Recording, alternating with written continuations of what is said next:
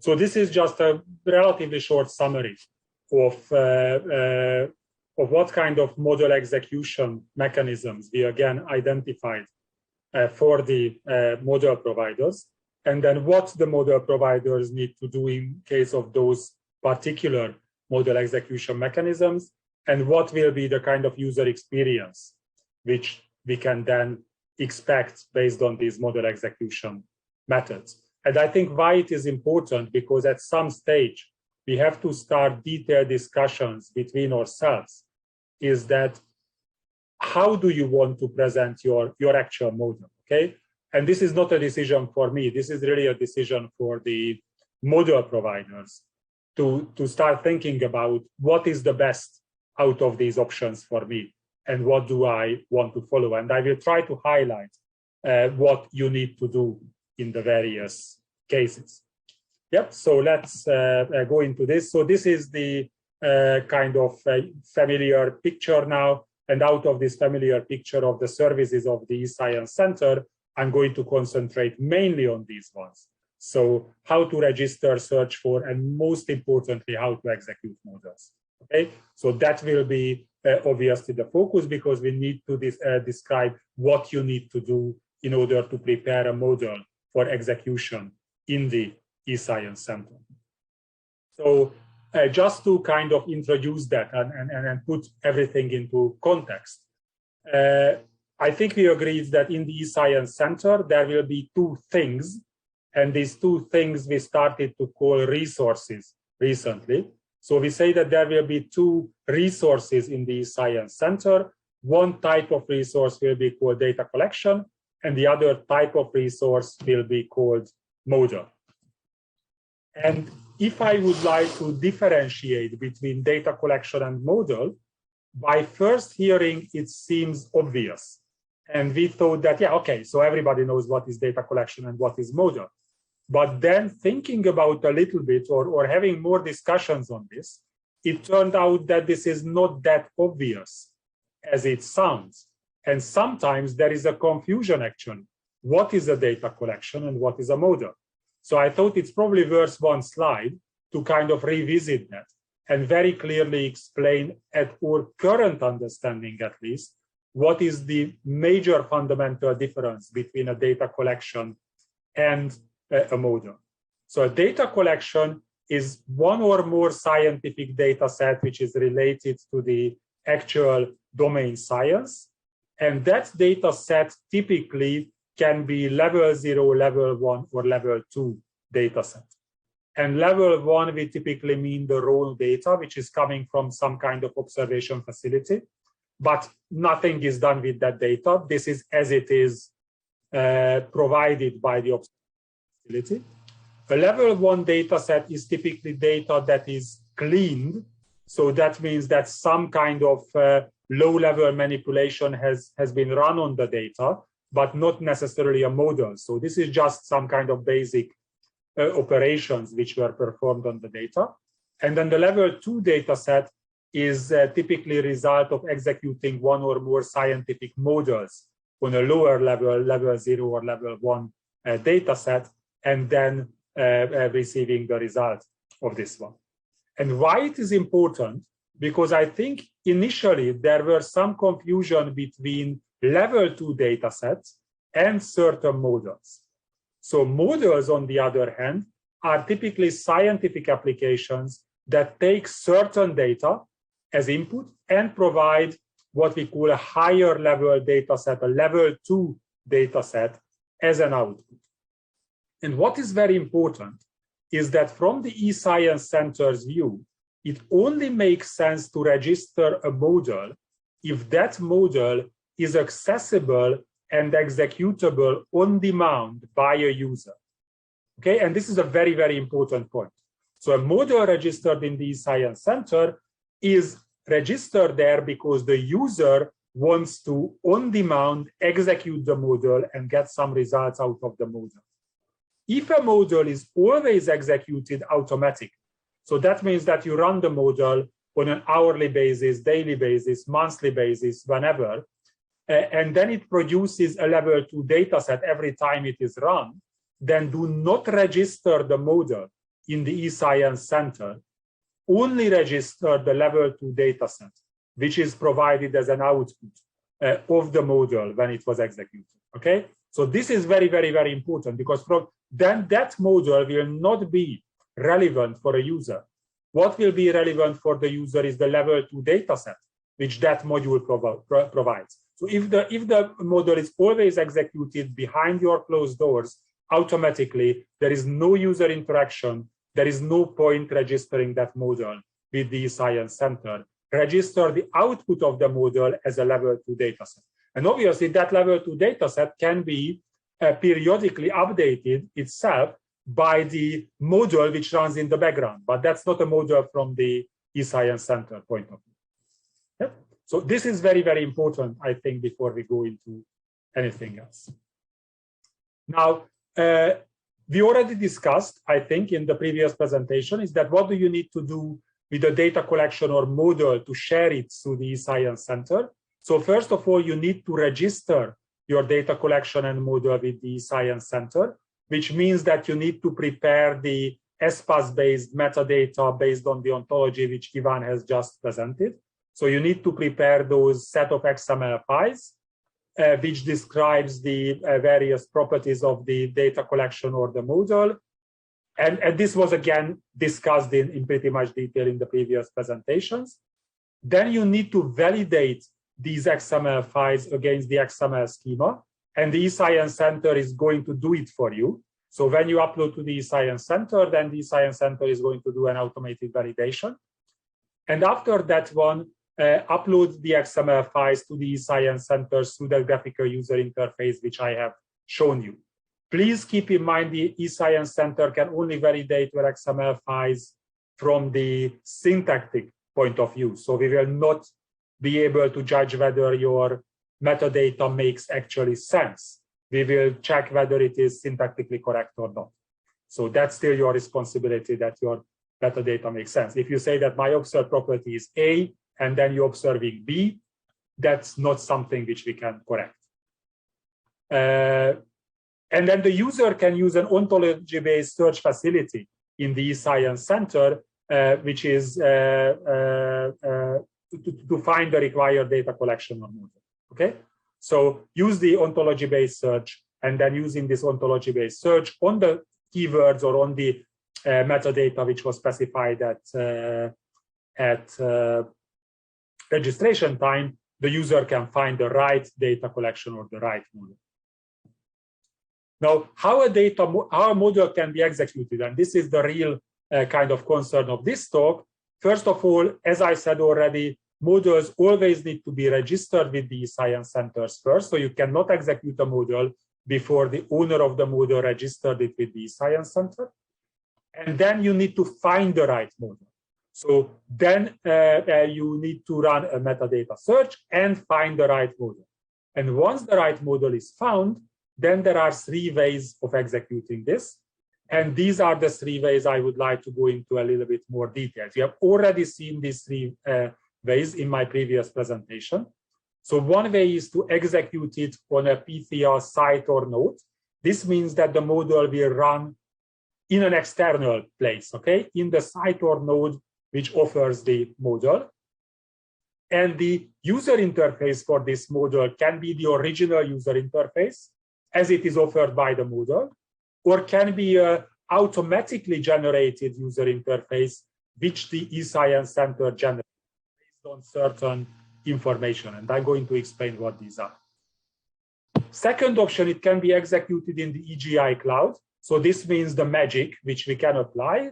The eScience Center magically deploys it, creates a copy, and then the user can run the copy. And when the user finishes, the copy is killed. But as a good point, you are not occupying more resources, so there is no cost anymore. Okay, you are freeing up the resources, at least those resources which are used for the execution. And the third one is to download and execute the module on your local computer. So this is you go to the site, you press a button, you download the executable or an install package, and then you install it on your local machine or your local computer. So let's see that what are the guidelines for model providers or model owners when you need to prepare your model for any of these three executions. So first of all, most important is that these guidelines I summarized in deliverable 1.2, which we are finalizing as we speak. So these will be available by, well, it is actually online already, but these will be available within hours or days in final version. And that includes a much more detailed explanation of these guidelines. So first of all, you need to select one or more of the previously listed execution options. You need to select at least one option to execute your model, because otherwise, if you don't select a way of executing the model, then why do you offer it? So at least one execution option needs to be selected, but you can select multiple ones. So you can offer the same model, for example, for download and executing in the cloud, if you want to, yes? It is up to the model owner. You can select one of these options, or you can select all of them if you want. But obviously, with each selection, you will have some work to do. So multiple options can very much be selected for the same model, and you need to evaluate carefully which execution option is the best considering the needs of your users, because that's the most important, that your users will be happy. Your resources and expertise, because the various options will require you to do things, and the resources required to operate and maintain the model, which can also be different in the various options and the various cases. So let's go through these options very quickly, one by one. Models executed in the PITHIA site or not. First one is that static web-based user interface is created. This means that the eScience Center is going to use the user interface which your model already has. If it has a user interface, obviously. If it hasn't got a user interface, you cannot use this option. But if you already have a web-based graphical user interface for your model, then we can embed that statically into the eScience Center, or we can just provide a link to your model with the graphical user interface from the eScience Center, and then no specific preparation is required. Yeah. So then we just direct the users to your user interface, and every user can be happy using your model with your user interface outside the eScience Center practically. It is very simple to implement. We don't have to do anything. We just need to find the right model, give a URL, take you outside, or embed as a, for example, iframe into the user interface of your model into the eScience Center. But the experience of the user with every model will be completely different. Okay, they will not see any kind of a common thing between the models. The only common thing will be that they found the models through the eScience Center. The eScience Center will be the common entry point for these models. But as a trade-off, you don't have to do anything. You can offer your model immediately.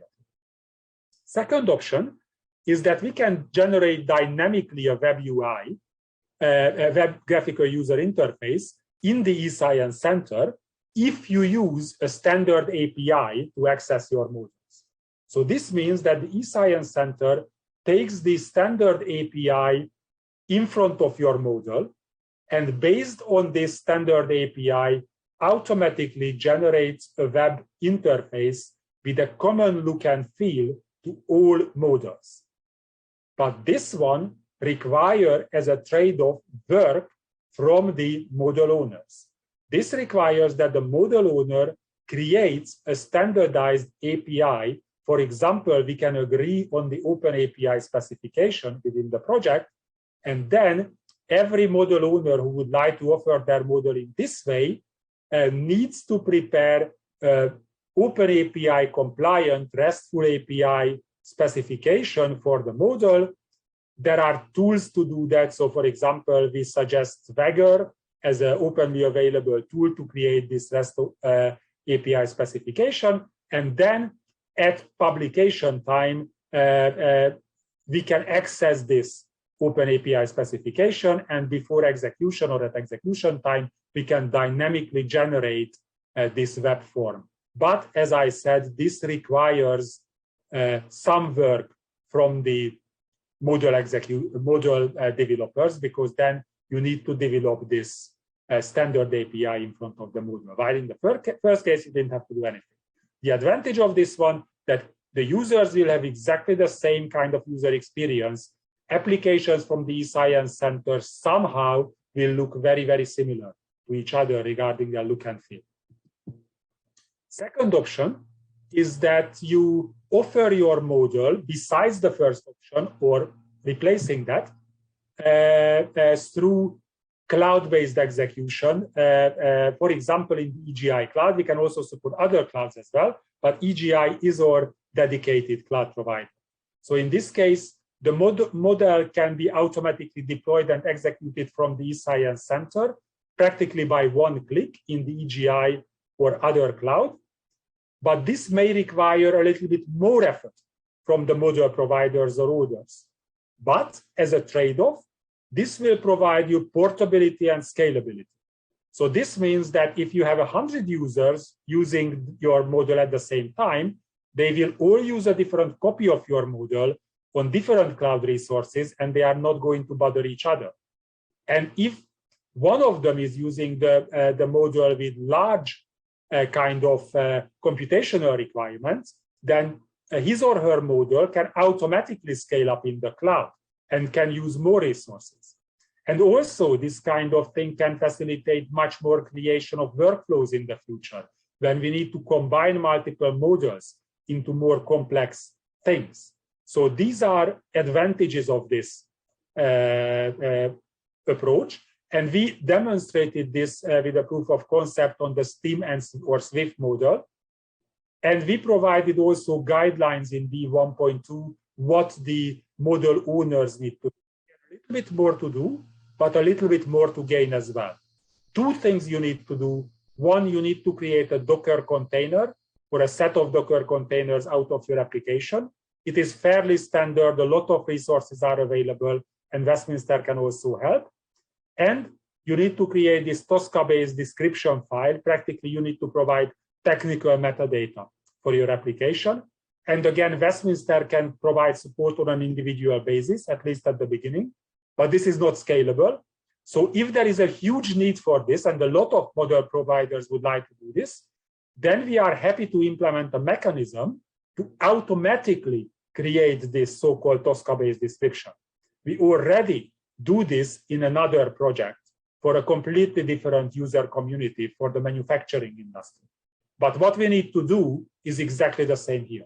So we can reuse our results from there, and with relatively reasonable effort, we can create you as well this automated generation tool. As I said, it's practically implemented because we use it in another project.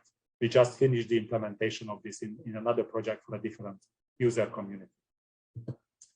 And then the last option, and again, this is something which we have not considered originally, but as we saw, some modules are provided in this way, is that the user can download and execute the module locally.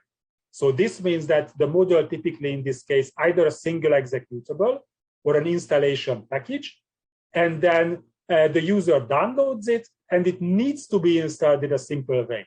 So like you download any executable or you download any software from the internet, it needs to get some user manual, installation instructions, prerequisites, maybe some various installation packages for Windows, Mac, Linux, and so on. And after you downloaded it, the eScience Center is cut off.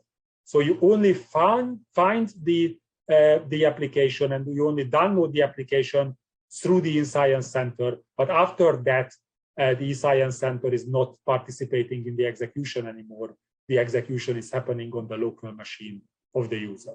So these are the three methods. Again, details of what you need to do or what we suggest you to do in case you would like to offer your solutions in this way are in D1.2. And we also provide the short comparison there. What are the pros and cons? But I summarized those pros and cons already in this slide. So that was my presentation. I still have like 5 minutes. So if there are any questions, I'm still happy to answer.